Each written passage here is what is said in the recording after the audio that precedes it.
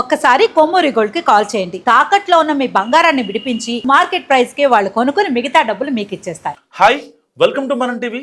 మనం ఉన్నది మన కోసం. నేను మీ మనోజ్. సో టాలీవుడ్లో హీరోయిన్లపై వాళ్ళు వేసుకునే డ్రెస్సులపై శివాజీ చేసిన కామెంట్స్ వైరల్గా మారాయి. దానికి సంబంధించి ట్వీట్ చేశారు అనసూయ. సో మళ్ళీ ఆవిడ పాత బికినీ పోస్టులను కూడా రీపోస్ట్ చేశారు అండ్ రీట్వీట్ చేశారు. సో వాటిని మళ్ళీ అంటే ఇష్యూని ఇంకా పెద్దగా చేసే క్రమంలో ఆవిడ కొంచెం ఎక్స్ట్రీమ్ అవుతున్నారనే భావన అందరిలో కలుగుతుంది, సాటి మహిళల్లో కలుగుతుంది. ఎవరైతే శివాజీ వ్యాఖ్యల్ని ఖండించారో ఇప్పుడు ఆ మహిళా సమాజం మొత్తం అనసూయ పోస్టుల్ని ఇప్పుడు వ్యతిరేకిస్తున్నాయి, బయటకు వచ్చి చెప్తున్నారు. సో ఇది నా అభిప్రాయం కాదు, చాలామంది మహిళలు మాట్లాడుతున్నారు, మనం చూస్తున్నాం. ఒక్కసారి అనసూయ గారికి కాల్ చేసే ప్రయత్నం చేద్దాం.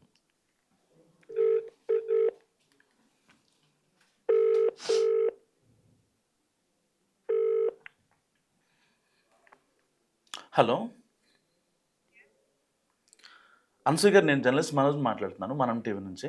మీరు ఓకే అంటే నేను జర్నలిస్ట్ మనోజ్ మాట్లాడుతున్నాను మనం టీవీ నుంచి. చెప్పండి సార్. మీరు ఓకే అంటే మీ అభిప్రాయం తీసుకుందామని. నేను చెప్పేశాను కదండి.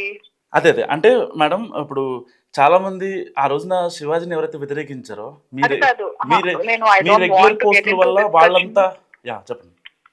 నా మాట వినండి. I don't want to get into any discussions. నేను ఏం చెప్పాలనుకుంటున్నానో నా సోషల్ మీడియా వేదికల పైన చెప్తున్నాను కదా, అంతే. ఇంకా I don't want to talk అండి. I please respect. నేను కాదనట్లేదు మేడం, కానీ అంటే మిమ్మల్ని ఎవరైతే చాలా మంది మహిళలు బయటకు వచ్చి అపోజ్ చేస్తున్నారు. ఇంతకు ముందు శివాజీ గారు చేసిన కామెంట్స్ని వద్దు, ఆయన మాట్లాడిన తప్పు అన్న వాళ్ళంతా ఇవాళ అనసూయ చేసే ట్వీట్లు కావచ్చు, పోస్టులు కావచ్చు, రీపోస్టులను తప్పుపడుతున్నారు. వాళ్ళకేం సమాధానం చెప్తారు? అర్థం కాదా? ఇప్పుడు మీరే బ్రేక్ అవుతోంది. ఇప్పుడు మీరు ఏదైతే పోస్టులు చేస్తున్నారో ఆ పోస్టులని చాలా మంది మహిళలు తప్పుపడుతున్నారు. వాళ్ళకేం సమాధానం చెప్తారు? మీరు పెట్టిన బికినీ పోస్ట్ కావచ్చు, లేదంటే మీరు చేసే ట్వీట్లు కావచ్చు, ఎందుకు అనసూయ గారు అనవసరంగా నేను చాలా రెస్పెక్ట్ఫుల్ గా చెప్తాను. నేను ఏం మాట్లాడదలుచుకోలేదు, ఏం మాట్లాడాలనుకున్నాను పెడుతున్నానని చెప్పినా మీరు నన్ను ఎంగేజ్ చేస్తున్నారు క్వశ్చన్స్.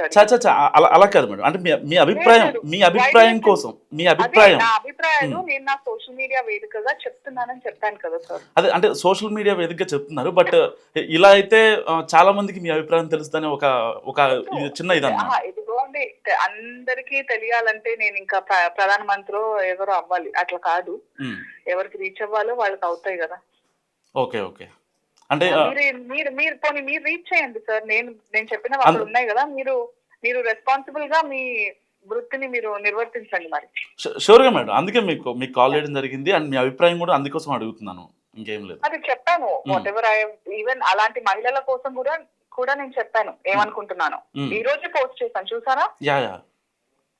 చాలా క్లారిటీగా చెప్పాను. ప్రతి పేజ్ లో నేను ప్రతి బ్రౌజర్ లో క్లారిటీగా నేను ఏమనుకుంటున్నానో చెప్పాను. అలాంటి మహిళల గురించి, అలాంటి మీడియా గురించి, అలాంటి ఫేస్లెస్ నేమ్లెస్ యూట్యూబర్స్ గురించి, అకౌంట్స్ గురించి. I spoke about the men and women. I spoke about everybody కదా అందులో. సో ఫైనల్ గా ఈ ఇష్యూకి ఫుల్ స్టాప్ పడే అవకాశం ఉందంటారండి? సారీ, ఈ ఇష్యూకి ఫుల్ స్టాప్ పడే అవకాశం ఉందంటారా?